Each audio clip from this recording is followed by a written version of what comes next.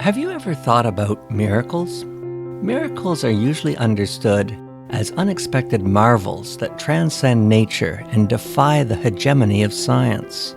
In other words, they say, "I don't think so," to those materialistic cretins who believe they can understand everything through mankind's reason, theories, and experiments. Miracles point to the reality of God.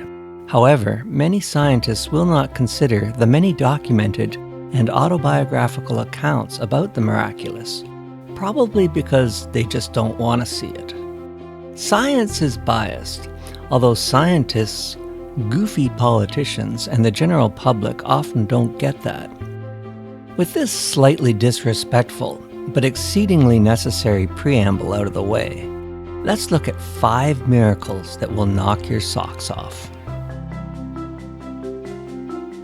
Not a few historical accounts talk about individuals deemed holy who suddenly and on no account of their own start to levitate. This isn't just a Christian thing, although it does seem to be a Christian specialty.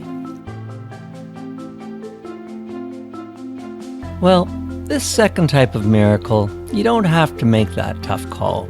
You can be here and there at the same time.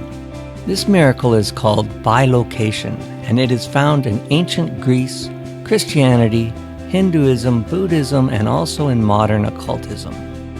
Bilocation simply means you or some object has been spotted at 2 different locations at the same time. Say your Auntie Jin sees you in Paris while your boss Gina sees you in Rome. All on the same day, same hour, time zones accounted for.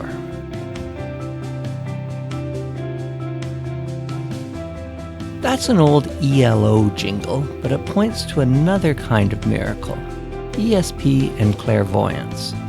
These can't be proven in a lab setting because true miracles only happen when God permits.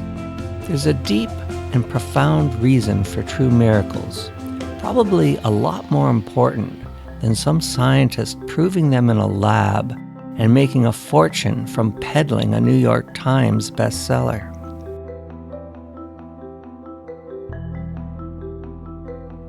Healing. Don't we all want to be healed on some level? Myself, I've got this high-frequency dropout in my left ear and slightly fuzzy vision. My glasses are too strong for my bedroom TV, and it's just as fuzzy not wearing them. I've prayed, but my ear and eyes are more or less the same. So either the Bible stories are bogus, I don't have enough faith, or maybe God lets my body be imperfect for a perfect reason. Probably the last one. If we believe the Gospels, Jesus is such a nice guy that he heals the ear of a high priest's servant involved in his arrest and deportation towards his sham trial, horrible suffering, and death. This is one of my favorite healing stories because Jesus himself has nothing to gain from this other than enjoying being a perfect Son of God who always does the right thing.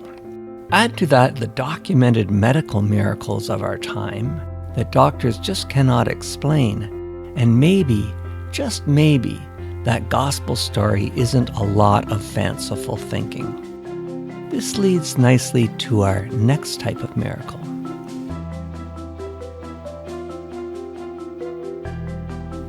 The thing about heaven is you don't just see it, you feel it. You experience something you never imagined could have existed, but there it is. You're up in this fluffy cloud of sugar-coated wonderful, and you can't believe how relaxed and free you feel. Hard-headed skeptics, and some churchgoers too, will belittle or psychologize your experience of heaven. But those who know that heaven is no endorphin rush, weed, mushroom, or acid trip. No, heaven is in a class all its own. My advice, sign up for this class.